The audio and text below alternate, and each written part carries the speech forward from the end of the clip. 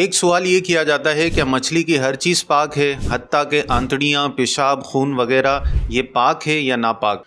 تو اس کا جواب یہ ہے کہ اگر مچھلی اتنی چھوٹی ہے کہ اس کی آلائش نکالنا ممکن نہ ہو تو اس کی آلائش نکالنا لازمی نہیں ہے۔ آلائش صاف کیے بغیر بھی اس کو کھانا جائز ہے۔ البتہ اگر مچھلی بڑی ہو یا اس کی آلائش نکالنا ممکن ہو تو پھر اس کی آلائش صاف کرنا یہ لازم ہے۔ آلائش صاف کیے بغیر اس کا کھانا جائز نہیں ہوگا۔ لہٰذا جو سوال کیا گیا اس میں مچھلی کے پاک اور حلال ہونے کا یہ مطلب نہیں ہے کہ بڑی مچھلی جن کی آلائش نکالنا ممکن ہو وہ آلائش پاک اور حلال ہو، بلکہ مچھلی کے حلال اور پاک ہونے کا مطلب یہ ہے کہ اس کو حلال کرنے کے لیے دوسرے جانوروں کی طرح ذبح کرنا ضروری نہیں ہے۔